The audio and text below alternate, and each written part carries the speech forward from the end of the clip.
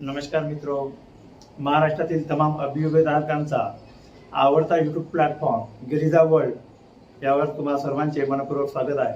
हा जर व्हिडिओ जर आवडला तर तुम्ही नक्की याला शेअर करा आणि तुम्ही जर या चॅनलवर नवीन असाल तर नक्कीच तुम्ही या चॅनलला सबस्क्राईब करा, जेणेकरून शिक्षक भरती संदर्भातील सर्व अपडेट जे आहे ते तुमच्यापर्यंत पोहोचतील। तर आपण हे जे आहे ऑपरेशन सिलेक्शन हे जे आपले 4 पार्ट आहेत ते 4 पार्ट घेऊन येतो। त्यामध्ये मिशन 1, मिशन 2, मिशन 3 आणि मिशन 4 असे 4 पार्ट असतील। मोजक्यात म्हणजे 10-15 मिनिटाचे 4 पार्ट असतील। यामध्ये प्रत्येक वेळेस आपण वेगवेगळ्या गटासाठी जे आहे त्या पद्धतीने कशी स्ट्रॅटेजी ठेवायची, रणनीती काय असायला पाहिजे याविषयी मी मार्गदर्शन करणार आहे।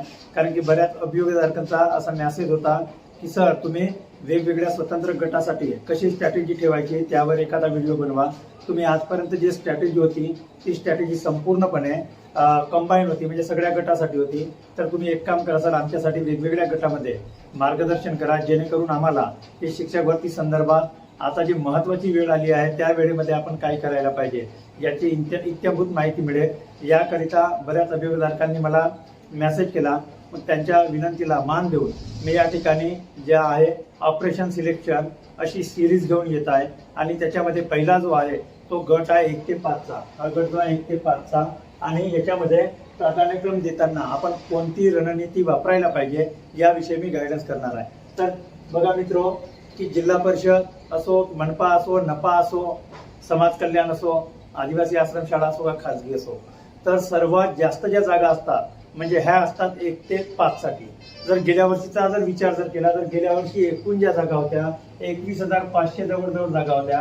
त्याच्यापैकी 10,500 जागा फक्त आणि फक्त 1 ते 5 साठी होत्या। म्हणजे एकंदरीत महाराष्ट्रामध्ये जर विचार जर केला तर याच्या सर्वात जास्त जागा येतात। हा जो गट आहे 1 ते 5 याच्या सर्वात जास्त जागा येतात आणि सर्वात जास्त जागा येत असल्यामुळे या गटाचा मेरिट हा सर्वात कमी येत असतो। तर या गटाचा मेरिट जो आहे हा एकदम कमी येतोय। तरी विचार जर केला मागच्या भरतीमध्ये जर बघितला तर बाकी कॅटेगरीमध्ये एसटी सारख्या कॅटेगरीमध्ये 100च्या पण खाली आहे, 99च्या पण खाली आलेला आहे। पण अगर जर आपण ओपन आणि ओबीसीचा जर विचार जर केला तर गेल्या याच्या वेळेस 110 आणि 111 म्हणजे ओबीसीचा जास्त लागलेला होता 55-60च्या रूल्समुळे आणि ओपनचा 110 वरती कट ऑफ क्लोज झालेला होता। म्हणजे एकंदरीत भरतीचा जर विचार जर केला तर सेकंड टप्प्यामध्ये 110-111 वर क्लोज झाला आणि पहिल्या टप्प्यामध्ये सुद्धा जास्त फरक नव्हता, 114 पर्यंत मेरिट आलेला होता। म्हणजे आपण ओपनचाच विचार करू, ओपनचा जर विचार जर केला तर ओपनच्या नुसार आपण सगळं कॅल्क्युलेशन व्यवस्थित करू शकतो। तर बघा मित्रो, यामुळे सगळ्यात जास्त जागा असल्यामुळे या वर्गाचा मेरिट 1 ते 5 चा सगळ्यात कमी असतो। आणि इथं पुन्हा एक गोष्ट अशी आहे की इथं विषयाचा बंधन नसतो। माध्यम आहे, मराठी माध्यम आहे तर मराठी माध्यमाच्या पूर्ण शाळा येतात, म्हणजे यामध्ये स्पेशल असा सब्जेक्ट नसतो। त्यामुळे या गटाचे प्राधान्यक्रम देताना तितकंही काही म्हणता येईल अडचण जात नाही। त्याप्रमाणे आपण ही स्ट्रॅटेजी ठरवताना पहिल्यांदा माझ्या जिल्ह्यातीलच जागा मला महत्त्वाची आहे ही डोक्यातून कल्पना काढून टाका। आपल्यासाठी जागा जरी महत्त्वाची जरी असली तरी आपल्याला मर्यादित प्राधान्यक्रम असल्यामुळे आपल्या जिल्ह्यामध्ये एकच जागा असेल आणि आपला स्कोर जर डिपेंड करण्यालायकचा नसेल, म्हणजे आपला स्कोर 110-115च्या रेंजमध्ये आहे तर यावेळेस 110-115 मला तरी नाही वाटत की पहिल्या प्राधान्यक्रम डिपेंड करेल। त्यामुळे 110-115 स्कोर वाल्यांनी कमीत कमी या ठिकाणी पहिली ही चूक टाळावी की जेणेकरून मी माझ्या जिल्ह्यामध्ये स्वजिल्ह्यामध्ये लागेल बा म्हणून या स्कोरवरती। आणि याच्यापेक्षा 130, 135, 140 जर असेल तर त्यांनी पहिला प्राधान्यक्रम या ठिकाणी जरी दिला तरी काही हरकत नाही। त्यानंतर जर पाहिला तर पहिल्यांदा रिक्त जागा तपासा आणि या रिक्त जागा तपासल्यानंतर मी तुमच्यासाठी सुविधा करून दिलेली आहे। गिरिजा वर्ल्ड या टेलिग्राम चॅनलवरची मी लिंक सुद्धा या कमेंट बॉक्समध्ये पिन करणार। तर त्यामध्ये तुम्हाला प्राधान्यक्रम देण्यासाठी जे हार्ड कॉपी लागतात त्या हार्ड कॉपी मी तयार केलेल्या आहेत। त्या तुम्ही एकदा जाऊन तुम्ही त्या बघा आणि प्रिंट करायचं असेल तर प्रिंट करा, नाहीतर हाताने लिहा, पण त्या नक्की पहा। त्यानंतर तुमच्या टेस्ट स्कोरनुसार आस्थापने स्पर्धा किती आहे तपासा। जर तुमचा टेस्ट स्कोर कमी जर असेल तर टेस्ट स्कोर कमी जर असेल तर आदिवासी आणि समाज कल्याण याच्यावर फोकस करा आणि टेस्ट स्कोर जर चांगला जर असेल तर जिल्हा, मनपा आणि नपावर फोकस करा। तुमच्या टेस्ट स्कोर नुसारच आस्थापनामध्ये स्पर्धा किती आहे हे तपासा पहिले। अगर जर बघितला तर जिल्हा परिषद आणि मनपा नपामध्ये खूप कमालीचं कॉम्पिटिशन असेल. मग त्या ठिकाणी कॉम्पिटिशन असताना तर आपण काय करायला पाहिजे, मग या ठिकाणी आपण जर स्कोर जर कमी जर असेल तर त्यावेळेस समाज कल्याण आदिवासी आणि खाजगी शाळा आपण निवडायला पाहिजे. त्याचप्रमाणे जर पाहिलं तर सिलेक्शनची शक्यता ही आस्थापनेवर अवलंबून असेल. म्हणजे आस्थापना म्हणजे कशा की ज्या तुम्हाला स्कोर चांगला असेल तर जिल्हा परिषद घ्या, नपा घ्या, मनपा घ्या, आणि स्कोर कमी जर असेल तर ते वगळले तरी चालेल.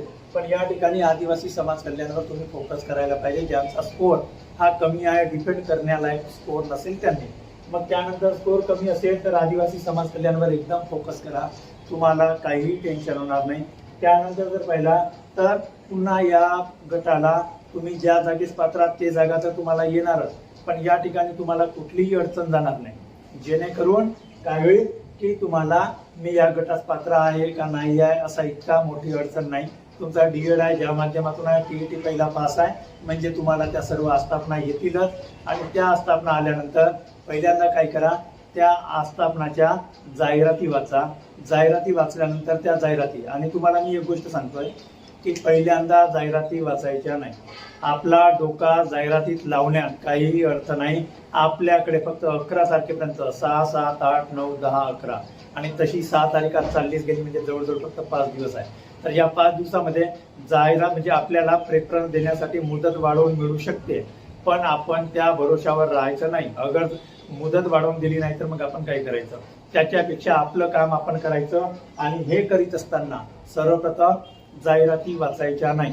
तुमच्या लॉग वर जायचं. लॉग इन मध्ये काय करायचं, लॉग इन मध्ये गेल्यानंतर जनरेट प्रेफरन्सेस या ऑप्शनवर जायचं, जनरेट करून घ्यायचं. मुलाखतीच्या वेगळ्या आणि विना मुलाखतीच्या वेगळ्या ह्या जाहिराती डाउनलोड केल्यानंतर मग त्या जाहिराती वाचायच्या. मग त्या जाहिराती वाचायच्या कशा ते पण मी एका व्हिडिओमध्ये तुम्हाला सांगेलच. पण बघा या ठिकाणी काय होते मित्रो, आता मला सांगा, उदाहरणार्थ आपण जर पाहिलं इथं की जसं एखादी जिल्हा आहे त्याच्यामध्ये हिंदी माध्यमाच्या जागा आहे, एखादी जिल्हा आहे त्याच्यामध्ये उर्दू माध्यमाच्या जागा आहेत, आणि तुम्ही मराठी जागेशी पात्र आहात. मग तुम्हाला काय देणं घेणं आहे त्या जागेशी, त्या जागेशी त्या जाहिरातीशी काही देणं घेणं नसताना त्या जाहिरातीचा कॅल्क्युलेशन करण्यात काही अर्थ नाही. आपण ज्या जागेस पात्र आहोत फक्त त्या जागा बघायच्या. एकूण जागा किती आल्या त्या आपल्याला मॅटर करत नाही. तर आपण एकूण जागा आलेल्या ज्या जागा आहेत त्या जागेपैकी आपण किती जागेसाठी पात्र आहोत फक्त त्या जागेवर फोकस करायचं. आणि या ठिकाणी काय करायचं, पहिल्यांदा आपले प्रेफरन्सेस जे आहे ते जे जाहिराती आहेत म्हणजे तुम्ही कोणत्या जागेसाठी पात्र आहात ते पहिले जनरेट करून घ्या. आणि त्या जनरेटमध्ये जर तुम्हाला ती आस्थापना दिसत असेल, जिल्हा परिषद नागपूर, जिल्हा परिषद भंडारा, जिल्हा परिषद गोंदिया, ज्या आस्थापना दिसतात त्या आस्थापनेच्या मग काय करायचा, मुलाखती वाचायचं. आणि त्या मुलाखती वाचताना मग तुम्हाला समजून येईल एखाद्या ठिकाणी ओपनची जागा आहे, काही नाही तुमच्या कॅटेगरीची जागा नसेल तर तो प्रेफरन्स तुम्हाला त्या ठिकाणी काय होणार, जनरेटच होणार नाही. पण बघा आता यावेळेस जर ओपनचा आता 55-60 फॉर्म्युला काय होतो ते देव झाले, अजूनही त्याच्याविषयी काही क्लॅरिफिकेशन मिळालेलं नाही. पण हा जो आहे हा या पद्धतीने तुम्ही पॅटर्न राबवा, जेणेकरून बघा तुम्ही कमी स्कोर जर असेल तर या पद्धतीने डिपेंड करा. आणि तुमचे जर जसा 110 पर्यंतचा स्कोर आहे, ओपनचा सांगत आहे मी, ओपनचा प्रत्येक मिशनमध्ये आपण ओपनच्या हिशोबाने चालू. मग ओपनच्या हिशोबाने आपण किती बाकी कॅटेगरी ओपनपेक्षा किती कमी होत्या गेल्या वर्षी त्याची तुलना करायची. आलं लक्षात? म्हणजे मी ओपनचा याच्या सांगतो की बाकी सगळ्या कॅटेगरीची तुलना जर करतो म्हटलं तर व्हिडिओ खूप मोठा होता. तर काय करायचं, ज्यांचा स्कोर कमी आहे मग त्यांनी काय करायचं, इथून इथपर्यंत जरी संपून गेले तरी नो प्रॉब्लेम. तुमचे प्रेफरन्सेस इथंच जरी संपले तरी नो प्रॉब्लेम. आणि ज्यांचा स्कोर चांगला असेल त्यांनी वरून जरी स्टार्ट केली आणि त्यांचे इथपर्यंत जरी संपून गेले 3 यालाच तरी नो प्रॉब्लेम. आलं लक्षात? म्हणजे एकंदरीत जर बघितला तर तुम्हाला तुमचा स्कोर कोणत्या पद्धतीचा आहे त्या पद्धतीने तुम्हाला स्ट्रॅटेजी बनवावी लागेल. आणि ती स्ट्रॅटेजीच तुमच्या कामी येणार. कारण की कमी स्कोरवाल्यांनी खालून वर अशा पद्धतीने ऑपरेशन करायचं. तर वरच्या लोकांनी जे आहेत, वरच्या लोकांनी जिल्हा परिषद, मनपा आणि नपा याचं ऑपरेशन करायचं. म्हणजे याला टार्गेट करायचं आणि याच्यावर फोकस करायचं. आणि ज्यांचा स्कोर कमी आहे ते समाज कल्याण, आदिवासी आणि खाजगी शाळा. तशा खाजगी शाळेमध्ये आपली काय म्हणतो त्याला रयत वगैरे येतात, बरोबर आहे. त्याच्यामध्ये सुद्धा कॉम्पिटिशन असतोच, कारण रयत खूप मोठी संस्था आहे आणि नामांकित संस्था आहे. त्यामुळे त्यामध्ये सुद्धा स्कोर डिपेंड करण्यालायकचा असेल तर द्या. नाहीतर मग ग्रामीण भागातील काही विनामुलाखतीच जर संस्था आल्या असतील तर त्याच्यावरही जरी तुम्ही फोकस केले तरी चालते. पण आता तुम्हाला 1 ते 5चा जो एक ऑपरेशन आहे ते तुम्हाला समजलंच असेल का या पद्धतीने तुम्ही काय करा, कॅल्क्युलेशन करा आणि या पद्धतीने कॅल्क्युलेशन केल्यानंतर गोंधळून जाऊ नका, टेन्शन घेऊ नका. तुम्हाला OTP येत नसेल तरी घाबरायची काही गरज नाही. OTP नाही आली तरी चालेल, पण तुम्हाला OTP आज नाही उद्या येणारच, बरोबर आहे. म्हणजे त्यावेळेला नाही पण थोड्या वेळानंतर येणार. तर मग अशा वेळेस काय करायचं, अशा वेळेस शांत चित्ताने काय करायचं, आपले जे प्रेफरन्स आहे पहिले जनरेट करून घ्यायचे आणि त्याच्यामध्ये किती जिल्हा परिषद, महानगरपालिका, नफा, समाज कल्याण ज्या ज्या आस्थापना आल्या आहेत त्या आस्थापनांचा विचार करा. यावेळेस काय आहे मित्र, मर्यादित प्राधान्यक्रम आहे आणि जसा आदिवासीचा जर ओपन जर केला तर त्याच्यामध्ये आदिवासीमध्ये 20-30 आस्थापना येतात. म्हणजे आपला जर स्कोर जर कमी जर असेल तर 20 तिकडे आणि समाज कल्याणला 20-30 जर गेले प्रेफरन्सेस तरी आपल्याला संधी आहे का कमी स्कोरवर तिथं डिपेंड करता येईल. त्या पद्धतीने तुम्ही काय करा, आपला स्कोर डिपेंड करा आणि त्या पद्धतीने रणनीती तयार करा.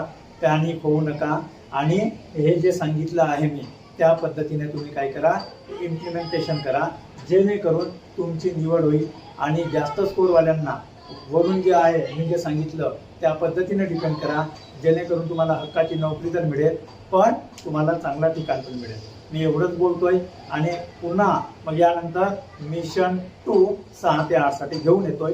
धन्यवाद.